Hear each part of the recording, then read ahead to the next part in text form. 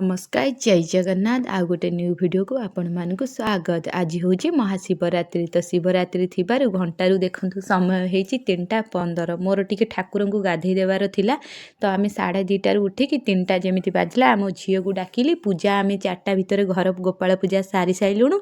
एबे चलतु जीवा मंदिर रे भगवान को दर्शन करवा भोलानाथ को। ओम नमः शिवाय।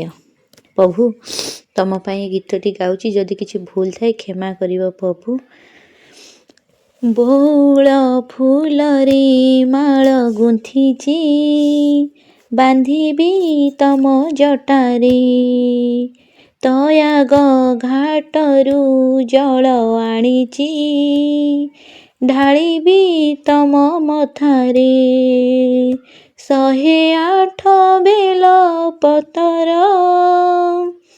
108 बेल पतर आनिची निय ठाकुरे बौल फूल रे माळ गुंथिची बांधिबी तम जटारे तयाग घाटरू जल आनिची ढाळिबी तम मथारे 108 बेल पतर 108 बेल पतर आनिची निय ठाकुरे आंकी देवी प्रभु रक्त चंदन रे बळी लेखा सजेई देवी मु चंपा नागेश्वर मंदार झुंपा आंकी देवी प्रभु रक्त चंदन रे बळी लेखा सजेई देवी मु चंपा नागेश्वर मंदार झुंपा तुमे सहजे तो सुंदर तमे सहजे तो सुंदर छार ए तम पयरे बौल फूल रे माळ गुंथिची बांधिबी तम जटारे तयाग घाटरू जल आनिची ढाळिबी तम मथारे त्रिशूल रे प्रभु झुलेई देवी मुअर खहार जाली देवी दीप कर्पूर आळती करी जुहार त्रिशूल रे प्रभु झुलेई देवी मुअर खहार जाली देवी दीप कर्पूर आळती करी जुहार जय शिव शंभु शंकर जय शिव शंभु शंकर पसन हुआ मोठारे बौल फूल रे माळ गुंथिची बांधिबी तम जटारे तयाग घाटरू जल आनिची ढाळिबी तम मथारे 108 बेल पतर 108 बेल पतर आनिची निय ठाकुरे बौल फूल रे माळ गुंथिची बांधिबी तम जटारे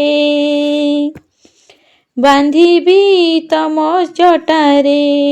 एबे आमर शिव शंकर पूजा सरी जाइछि आउ दुर्गा मंदिर हेरिया बंद होछि सखाळु खोला हैनी 6टा बाजी नै से हिसाब रे खोला हैनी तो एबे आमे पूजा सारिकी बाहरिलु घर को घरे गला भितर देखिया घरे कौन करिया पड़िबो बापा हेरिया नागी खाइबा पे तापरे संध्या बेले देखाबो मंदिर रे कौन आम झील ये मत अलता लगे दूची आज तार जागर ओषा कर आज खाइबू कौन हाँ आज किछि खाइबिनी किछि खाइबुनु माने आज उपास उपास बोली को किछि खिया बोले ना तू को लिजड़ा उपास करि परिबू ନା ସେ ଯେଉଁ ଭୋଗ କରିକି ଯେଉଁ ଆଣିଛନ୍ତି ସେଇ ସବୁକୁ ଖାଇବୁ ନା କ'ଣ? ଡିଜାଇନ୍ କରିକି ଲଗଉନୁ। ନା ନା ଲସି ପିଇବୁ?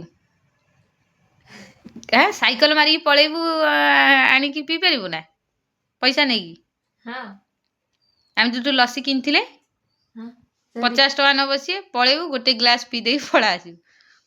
ଠିକ୍ 12ଟା ବେଳକୁ ପଳେଇବ। ଏଇଖିଣି କ'ଣ ପିଇବୁ? ଏଇଖିଣି ସେ ଯେଉଁ ଫଳ ହେରିଆ ଯେଉଁ ଭୋଗ କରିକି ଗ୍ରାଇଣ୍ଡର କରିକି ଆଣିଛି ସେ ଖାଇବ।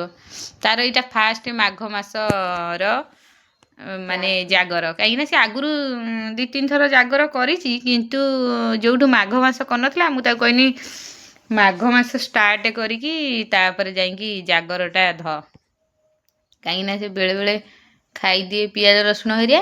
ଏଇଥରକ ଆଉ ସୋମବାର ଖାଇବୁନୁ, ମନେ ପକେଇକି ସୋମବାର ରାତିରେ ଉଷୁନା ଭାତ ଖାଇବୁନୁ। ମାନେ ଦିନରେ ଉଷୁନା ଖାଇଲେ ଚଳିବ, ରାତିରେ ଭାତ ଖାଇବୁନୁ, ଅରୁଆ ଖାଇଲେ ଚଳିବ, ଆଉ ପିଆଜ ରସୁଣ ଖିଆ ହେବନି।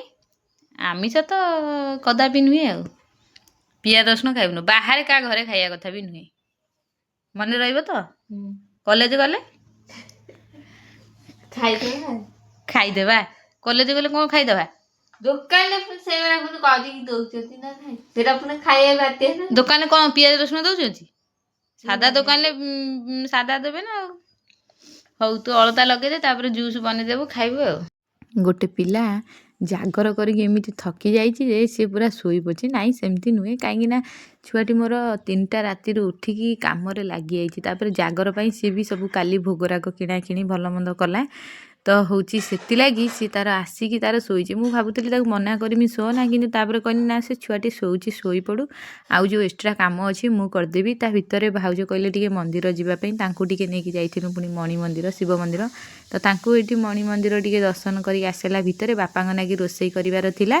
ବାପା ହେଉଛି ଖାଇବେ ଭାତ, ତ ସେଥିଲାଗି ମୁଁ ଏଇଠି ସବୁ ପତ୍ର ଗୁଡ଼ା ଅଳିଆ ହେଇକି ଥିଲା। ଆମର ପଣସ ଗଛ ଅଛି, ପଣସ ଗଛର ପତ୍ର ପଡ଼ୁଛି, ତା ଭିତରେ ମୁଁ ଅଳିଆ ଜାଳିକି ରୋଷେଇ କରିନି, କାହିଁକିନା ମୋ ବୋଉ ପତ୍ର ଜାଳିବନି, ତା ହାତ କଳା ହେଇଯିବ ବୋଲି ସେ ଇଣ୍ଡକ୍ସନ ନହେଲେ ହେଉଛି ଗ୍ୟାସରେ ଭାତ ବସାଇବ।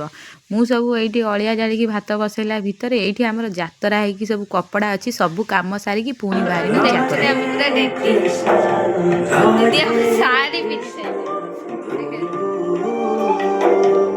ଭାଉଜ ପିନ୍ଧେଇ ଦେଇଛନ୍ତି। ଆ ଭିତରେ ଆମେ ସଜବାଜ ହେଇକି ବାହାରି ଗଲୁ ମନ୍ଦିର ଦୀପ ବସେଇବୁ ବୋଲି। ଭାଉଜ, ମୁଁ, ଆମ ଝିଅ ଆଉ ମୋର ସାଙ୍ଗ ରୁବି, ତା ଭିତରେ ଆମେ ଏଇଠି ଦୀପ ଜାଳିକି ବସିଗଲୁ। ଲୋକ ଦେଖନ୍ତୁ ପ୍ରବଳ ଲୋକ, ଆମର ଏଇଠି ବହୁତ ଲୋକ ହିଁ ହୁଅନ୍ତି। 70% ଲୋକ ଖାଇଦେଇକି ଦୀପ ଜାଳି ମାନେ ଦୀପ ଲଗେଇ ଦିଅନ୍ତି, ଦୀପ ସଇଲା ଭିତରେ ତାର ଖାଇଦେଇକି ପଳାନ୍ତି, ଆଉ 30% ଲୋକ ରହିଥାନ୍ତି। କାହିଁକିନା ମହାଦୀପ ଉଠିଲା ଯାଏଁ ଲୋକ ଅପେକ୍ଷା କରନ୍ତି, କାହିଁକିନା ଆମେ ବି ତାଙ୍କ ଭିତରୁ ଜଣେ। 11ଟାରୁ 11:30 ସମଥିଙ୍ଗ ଭିତରେ ମହାଦୀପ ଉଠିଲା, ତା ଭିତରେ ଭଜନ କୀର୍ତ୍ତନ ହେଇଥିଲା। ତ ଯାହା ହଉ ଆମକୁ ବହୁତ ବି ଭଲ ଲାଗିଲା। ଏମିତି ମୁଁ ସବୁ ବର୍ଷ ଅପେକ୍ଷା କରିଥାଏ, ମହାଦୀପ ଉଠି ସାରିଲା ପରେ ପାଣି ପିଏ। ତା ଭିତରେ ଯାହା ହଉ ମହାଦୀପକୁ ଦର୍ଶନ କରିସାରିଲା ଭିତରେ ଆମେ ଟିକେ ଗଲୁ ଅର୍ଘ୍ୟ ଦେବା ପାଇଁ। ଅର୍ଘ୍ୟ ଦେଇକି ଆସିକି ତାପରେ ଆମେ ଗଲୁ ଘରକୁ ଆସିବା ଭିତରୁ ଆମେ ଖାଇବା ନେଇ ଆଣିଥିଲୁ। ସେଠି ଅରୁଆ ଡାଲମା ହେଇଥିଲା, ଆଉ ଖଟା କ୍ଷୀରି ଫିରି ହେଇଥିଲା, କିନ୍ତୁ ଆମେ ଖାଇଲା ବେଳକୁ ସବୁ ବର୍ଷ ହିଁ ସରିଯାଇଥାଏ, ଖାଲି ଅରୁଆ ଡାଲମା ଖଟା ଥାଏ।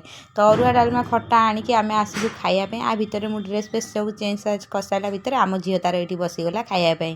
ଭିଡ଼ିଓ ଭଲ ଲାଗିଲେ ପ୍ଲିଜ୍ ଲାଇକ୍ କରିଦେବେ, ଚ୍ୟାନେଲରେ ନୂଆ ଥିଲେ ପ୍ଲିଜ୍ ଚ୍ୟାନେଲକୁ ସବସ୍କ୍ରାଇବ୍ କରିବେ, ଏମିତି ଓଡ଼ିଆ ଭିଡ଼ିଓ ଦେଖିପାରିବେ। ମୁଁ ଫାଷ୍ଟ ଯିବି ORS ପିଇବି, ତାପରେ ଯାଇକି ଖାଇବି। ଆଜି ପାଇଁ ଏତିକି, ଜୟ ଜଗନ୍ନାଥ, ଥ୍ୟାଙ୍କ ୟୁ।